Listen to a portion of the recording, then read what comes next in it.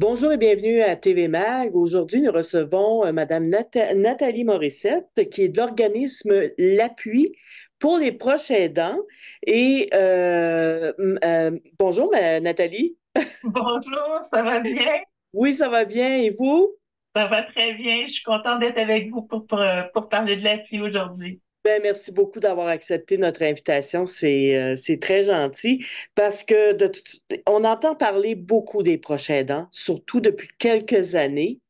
Oui, Parce qu'on sait que le gouvernement incite beaucoup les gens à rester à la maison plus longtemps plutôt qu'aller dans les CHSLD ou les endroits qui sont réservés peut-être à plus aux gens qui sont moins autonomes. oui, Alors, l'appui est là pour aider ces gens-là. tout à fait. En fait, l'appui est là pour aider nous autres, c'est pour les proches aidants. Oui. Puis, c'est vraiment les personnes qui aident. En fait, je dirais le mot d'ordre de l'appui, c'est vous êtes là pour eux, nous sommes là pour vous. Oui, c'est bien aussi, hein? Ça veut tout dire, ça. C'est ça, c'est ça. Donc, c'est vraiment pour les proches aidants. Puis, c'est vrai, comme vous disiez, qu'on entend plus parler de proche aidance dernièrement, mais on n'en entend pas encore assez parler. Oui. L'Appui a fait un sondage dernièrement, puis il s'est été démontré qu'il y avait 35% de la population du Québec qui ne se reconnaissait pas comme proche aidant. Alors, on peut en parler encore davantage parce que se reconnaître comme proche aidant, c'est important dans le sens que à partir du moment qu'on se reconnaît comme proche aidant dans ce rôle-là, en fait, on peut s'outiller dans ce rôle-là. D'accord. Comment qu'on fait pour dire, bon, je suis proche aidant ou proche aidante? C'est quoi le critère? Ah, mon Dieu, c'est une bonne question. Alors, c'est toute personne qui aide une autre personne puis qui n'est pas vraiment rémunérée pour ça. Donc, cette personne-là peut avoir des troubles physiques, psychologiques, n'importe quoi. La personne peut être un membre de la famille, peut être un ami, ça peut être un voisin qui aide une personne aussi. C'est vraiment toute personne qui procure de l'aide à une autre personne. Puis ça peut être pour un moment spécifique, par exemple, j'ai pas moi un 3 mois quand on se casse une jambe, ou ça peut être à plus long terme, accompagner quelqu'un avec la maladie d'Alzheimer, par exemple. Ah, bon, d'accord. Et puis, à ce moment-là, est-ce que ces gens-là, bon, on s'entend qu'ils ont besoin d'aide, hein, parce que c'est dur, c'est difficile, souvent, mais c'est pas réservé seulement aux personnes âgées, je pense. C'est Non, pour tout à n'importe fait. qui donne de l'aide. Tout à fait. Vous avez tout à fait raison. Les services de l'appui ne sont pas uniquement pour les personnes âgées. Je comprends que ça peut porter un petit peu à confusion parce que les 10 premières années, je dirais, de vie de l'appui, c'était spécifiquement pour les prochains aidants d'aînés. Mais dernièrement, en 2020, 2021, ça l'a ouvert pour pouvoir aller à à tout prochain aidant. Ah, bon, d'accord. Donc, si on donne un exemple, Oui. euh, des parents dont l'enfant est malade, est-ce qu'ils deviennent des proches aidants? Oui, dans cet espace-là, ils endossent un rôle de proche aidant. On a tendance à dire proche aidant rapidement, mais c'est important pour les parents de s'identifier comme proche aidant ou dans un rôle de proche aidant, parce que souvent on pense, ben, c'est mon enfant, je suis la mère, je suis le père. Tu sais, c'est normal que je m'occupe de mon enfant, mais c'est quand même différent que s'occuper d'un enfant qui n'est pas malade. Puis il y a beaucoup d'autres, je dirais dans le rôle de proche aidant, il y a beaucoup plus de charges qui va être portée à ce parent-là. Puis l'importance pour le parent ou pour toute personne proche aidante de je dirais, de se reconnaître comme proche aidant, c'est surtout de pouvoir aller s'outiller pour éviter d'être épuisé. Exactement, exactement. Est-ce que, ma dernière question, avant qu'on passe peut-être à tous les services que vous donnez, parce que vous en Oui, donnez. oui, bien sûr. Par exemple, je prends l'exemple des parents.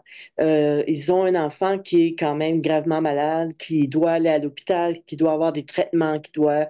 Bon, est-ce qu'il y a quelqu'un, est-ce que les hôpitaux vont euh, peut-être conseiller ces parents-là d'aller chercher de l'aide, d'aller chercher un support à l'extérieur, ou c'est vraiment aux parents d'aller faire leurs recherches eux-mêmes? Est-ce qu'il y a un programme qui existe?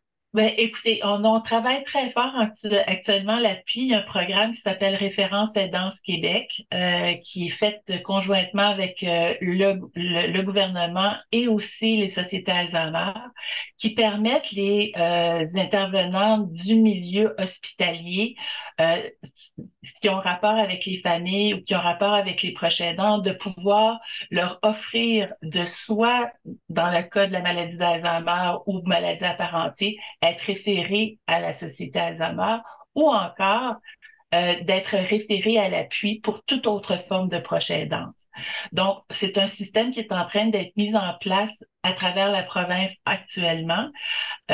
Puis, normalement, on travaille très fort depuis la création de l'appui et conjointement avec le ministère de la Santé pour que de plus en plus, il y ait une reconnaissance dans le milieu des services de santé et de services sociaux des proches aidants pour les identifier puis pour les amener le plus rapidement vers les services qui sont offerts à l'appui puis les autres services qui sont offerts sur le territoire, bien sûr.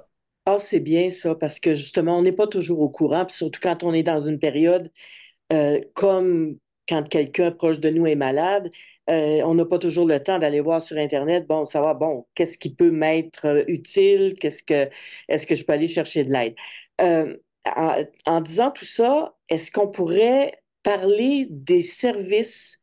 Je sais, comme j'ai dit tout à l'heure, vous en avez plusieurs. Si on peut parler de ceux qui sont en première ligne. Ben, écoutez, moi, le service que je vous recommanderais le plus, c'est le service info-aidant de l'appui. OK? Le service info-aidant de l'appui, là, ça va faire trois choses. Ça va faire en sorte que la personne va être écoutée. Mhm. OK? Donc, les personnes qui prennent l'appareil, ce sont des personnes qui sont qualifiées pour ça. Donc, si on est dans un moment de grande détresse ou de difficulté ou de questionnement, ou juste qu'on se sent pas bien, on peut téléphoner en tant que proche aidant juste pour être capable de ventiler. OK? C'est que ça, c'est une des choses qui est importante. L'autre chose, on va être capable aussi de offrir à la personne des ressources sur son territoire. Ça fait à quoi elle a le droit? Qu'est-ce que, tu sais, au lieu de faire, essayer de chercher tout dans les bottins, etc., etc. On peut avoir un numéro de téléphone, puis on peut demander à cet endroit-là, écoutez, je cherche du répit. Qu'est-ce qui se passe sur mon territoire? Qu'est-ce qui existe? Ça fait qu'ils vont avoir des réponses en téléphonant à la ligne Info Aidant. Autre chose aussi, il peut y avoir des informations. Si vous avez des questionnements en tant que proche aidant, vous téléphonez à la ligne de l'appui, à la ligne Info Aidant, puis vous allez avoir vraiment la personne pour pouvoir vous répondre avec les questionnements que vous avez. C'est sûr qu'on ne peut pas se substituer au réseau de la santé, mais on peut certainement vous accueillir, vous écouter et aussi vous donner des bonnes références. Puis vous guidez aussi en quelque part là, pour savoir où aller, s'il y a des endroits particuliers que vous pouvez aller chercher Tout euh, à fait, tout à fait, tout à informations. fait. Les conseillers, les conseillères d'Info Aidant ont accès à tout le répertoire de tous les organismes qu'il y a sur les territoires à travers le Québec.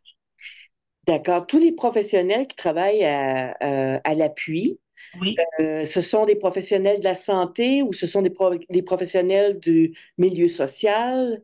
En général, ce sont tous des personnes qui ont des qualifications au niveau soit un background en travail social, en travail social, en psychologie, en sexologie, tout ce qu'est-ce que c'est qui est thérapeutique, ils vont avoir un background. Puis on est très, je dirais, ce sont vraiment des professionnels de cet angle-là. C'est vraiment des personnes là, qui sont vraiment, c'est leur travail de pouvoir vous répondre. Puis je dois ajouter que juste pour vous donner une petite idée, si on est travailleur social dans le milieu de la santé puis qu'on a une problématique avec un proche aidant ou une proche aidance ou une situation de proche aidance, ben on peut aussi les intervenants du milieu de la santé peuvent appuyer l'appui pour eux se, se- avoir des informations puis avoir des pistes de solutions. C'est juste pour vous montrer le niveau de professionnalisme qui y a derrière les personnes qui vous répondent à Info Aidant. Ah, bon, c'est bien, c'est rassurant. Puis c'est un programme qui est gratuit aussi, hein? Totalement gratuit. La ligne Info Aidant, c'est une ligne qui est ouverte de 8 heures le matin à 8 heures le soir, 7 jours sur 7. Puis, si jamais là, si jamais il n'y a pas quelqu'un pour vous répondre tout de suite, vous laissez un message, puis dans les 48 heures, c'est sûr qu'il y a quelqu'un qui vous rappelle. OK. Puis, ce qui est intéressant aussi, je vais vous le mentionner parce que euh, souvent, tu sais, le Québec, c'est grand, tu sais, c'est que moi, je peux être à Montréal, puis ma mère, justement, elle pourrait être à Magog ou quelque chose comme ça. Mais chaque région on a de l'information pour chacune des régions. Donc, les personnes qui vous répondent à Info Aidant vont pouvoir vous donner les ressources de la région où est-ce que la personne allait. Donc, c'est bien intéressant de savoir que même si on n'est pas dans la même ville, dans le même territoire exactement collé, ben, on peut avoir accès à toutes les ressources qui existent pour le territoire de l'aidé, autant que pour l'aidant. Ah, c'est intéressant ça parce que souvent les gens se disent, ah ben mon Dieu, ils sont à Montréal, ils pourront pas m'aider. Je suis à Sherbrooke ou je suis à Chicoutimi mais c'est pas le cas là. Ces gens-là sont capables de référer aux bons endroits. Oui, oui, tout à fait. Ça veut dire qu'ils peuvent vous donner des ressources propres à la région à laquelle vous êtes ou votre aidé est. C'est ça. Et là, on a parlé de la ligne d'aide. Est-ce que il y a des services au niveau administratif? Quand on arrive dans ces affaires-là, il faut remplir de la paperasse, peut-être au niveau de l'hôpital ou au niveau du gouvernement, au niveau de l'impôt, parce qu'il y a des programmes pour ça. Est-ce Oui. qu'on peut obtenir de l'aide, de l'appui? Ben, en fait, l'appui, toutes les personnes qui vont vous répondre à Info Aidant, ils ont tout le background pour pouvoir vous répondre ou vous aider le plus possible à remplir. Moi, je pense spécifiquement à tout ce que c'est qui est financier, qui est impôt, etc., etc. Il n'y a aucun problème. Il y a aussi des organismes que l'on peut référer la personne qui sont sur le territoire qui vont pouvoir les aider avec des questions administratives, par exemple. Ça fait que on essaie de faire le lien le plus rapide possible entre la personne proche aidante qui a un besoin puis aller chercher la réponse de ce besoin-là. Si on l'a, on le donne automatiquement, mais sinon, on s'organise pour pouvoir la référer à un organisme du territoire qui peut lui venir en aide. Bon, donc c'est il y a un paquet de monde qui est impliqué là-dedans. Un paquet de monde aime ça. Ben, en fait, c'est ça qui est important parce que en arrière des proches aidants, il y a cette communauté-là qui existe. Puis c'est faire connaître cette communauté-là, tous ces organismes communautaires-là, toutes ces ressources-là qui existent pour eux. C'est important. Puis l'appui, ben, on a ce petit pont-là là, que l'on est capable de faire entre les organismes du territoire, les services du territoire et le proche aidant ou la personne qui est dans un rôle de proche aidant, pardon. C'est ça. Est-ce que ça existe depuis combien de temps, l'appui? En fait, l'appui, c'est un projet qui a été démarré par Marguerite Blais, qui était ministre des Aînés à l'époque. C'est démarré, ça l'a commencé en 2009, mais ça l'a vraiment vu le jour en 2010. Donc, en 2020, en plein dans la pandémie, Oh nous, mon Dieu, on oui. fêtait notre 10 ans. Mais en 21, ça a été un moment où est-ce que l'appui s'est transformé. Donc, les 10 premières années, on s'occupait principalement des proches aidants, euh, personnes proches aidantes des aînés, mais ça s'est ouvert à partir de 2021 pour vraiment s'ouvrir sur toute forme de proche aidant. Puis, est-ce que vous avez, ben, je ne vous demande pas de chiffres exacts, Non, il mais n'y a pas de problème. j'imagine que ça continue toujours à grandir, les gens qui vous appellent pour avoir de l'aide, pour savoir où se diriger. J'imagine que ça va en En grossissant. croissant. Ben, en fait, ça, c'est important parce que, tu sais, ça n'arrive pas par hasard qu'on existe puis qu'on est vraiment là, on a investi là-dedans. Oui. Parce que si on regarde, il y a pas si longtemps, on était un adulte sur quatre au Québec à être proche aidant. Tout dernièrement, les statistiques ont changé, c'est une personne sur trois. Ça Oh, veut dire qu'une personne sur trois, là, on regarde autour de nous, puis il y a quelqu'un qui prend soin de quelqu'un à côté de nous. C'est à peu près certain. Puis même quand on prend des nouvelles de quelqu'un ou on sort dehors, on entend parler que les personnes prennent soin de leur mère, prennent soin de leur enfant, il est arrivé quelque chose à ma sœur. Mais c'est toutes ces personnes-là qui sont proches aidants. Puis, il y a à peu près 35% de la population qui n'est pas au courant qu'ils sont des proches aidants. Parce que c'est juste de l'aide comme ça. Puis, ils sont pas au courant non plus qu'il y a des services pour eux autres qui existent. c'est ça. Puis c'est pour ça qu'on voulait vous parler aujourd'hui, justement, pour dire, vous n'êtes pas seul. Il y a un Oui, organisme qui peut vous aider, qui peut vous guider dans tout ça. tout à fait, tout à fait. Fait que, tu sais, c'est comme, on a parlé de la ligne Info Aidant qui est hyper importante. C'est que ça sera un numéro vraiment là, à mettre de l'avant. Oui. Le site de l'appui est un site extrêmement bien fait pour pouvoir aller chercher de l'information sur la prochaine danse. Vous avez même accès à un bottin en ligne qui vous donne, vous rentrez votre code postal, vous rentrez ce que vous avez besoin. J'ai besoin de répit, j'aurais besoin de formation, j'aurais besoin d'un groupe psychosocial. Vous pouvez le rentrer, puis en rentrant ces informations-là, vous allez avoir toutes les ressources qui sont disponibles sur votre territoire. Il y a le bottin qui est très important, il y a le site web qui est important. On a aussi des formations en ligne qui sont offertes. On a trois sortes de formations. Une formation qui s'appelle Message, parce que, en fait, quand on devient proche aidant, on devient un peu plus stressé, puis faut apprendre à gérer ce stress-là.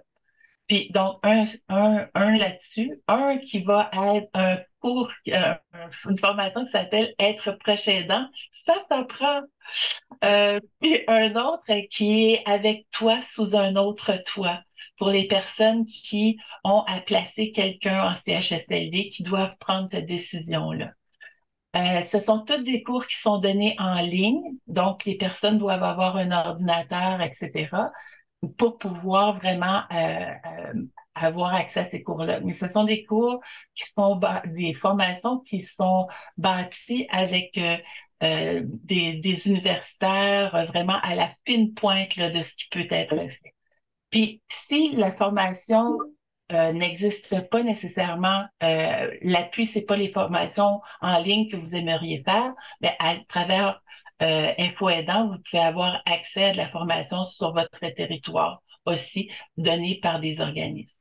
C'est ça. Puis les proches aidants, vous me direz si je me trompe, mais souvent les proches aidants, ils pensent pas qu'ils ont besoin de répit, hein. Ils se sentent coupables de prendre un peu de repos pour être capable justement de continuer. Ils ont peur de se faire juger, je pense. Est-ce que j'ai raison? Vous avez tout à fait raison. Puis nous autres, quand on parle aux prochains aidants, puis quand tu sais, l'exemple qu'on leur donne, c'est que vous devez, c'est comme dans l'avion, le masque à oxygène, vous devez le mettre sur votre visage en premier parce que vous, en pleine santé, vous, heureux, vous faites encore plus de bien à votre aidé. C'est important de mettre le masque à oxygène sur soi en premier pour être capable de vraiment mener une bonne vie pour soi, puis être capable d'être un bon proche aidant aussi. C'est ça. Puis comme vous parliez des formations, moi, personnellement, je trouve ça exceptionnel parce que c'est tellement pas facile d'aller, de dire, bon, et là, je peux pas aller plus loin que ça, il va falloir aller ailleurs, il va falloir aller en résidence, il va falloir aller en CHSLD.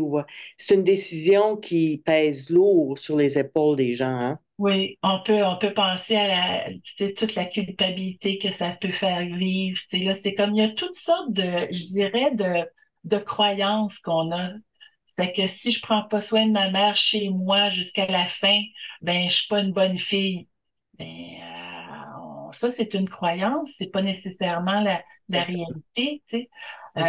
On peut trouver des soins qui sont très bien. On peut trouver une manière de pouvoir être proche de sa mère différemment. Euh, donc faire attention à la valeur ici. Ce qui est important, c'est l'amour l'amour filial entre les deux, je dirais, Oui. mais c'est pas nécessairement l'épuisement du prochain aidant. Ben non, c'est ça. On peut pas aider quelqu'un quand on est épuisé puis qu'on n'est plus capable de s'aider soi-même. Tout à Hein? fait, tout à fait, tout à fait. Puis c'était démontré aussi que les proches aidants souvent s'épuisaient, puis ce que ça faisait, c'est ils- je dirais leur, leur possibilité de vivre était plus réduite que celle de leur aider parce qu'ils se donnaient tellement. Donc, faut faire vraiment attention à conserver, tu sais, là, c'est comme la meilleure santé possible, puis pour pouvoir vraiment faire attention à son aider. Sinon, ben, comme on dit, on va passer par le trou, là, ça sera pas Ben efficace. oui, c'est ça. On n'aidera pas personne finalement. C'est ça, c'est ça, c'est ça, c'est ça. Nathalie, en terminant, on va donner l'adresse courriel, pas l'adresse courriel, mais l'adresse du site Internet pour vous Oui. rejoindre et la ligne info aidant qui est très, très importante. Est-ce que, pour finir, est-ce que vous avez un mot à dire aux gens, à ceux qui se pensent pas proches aidants, mais que finalement ils le sont? Oh mon Dieu.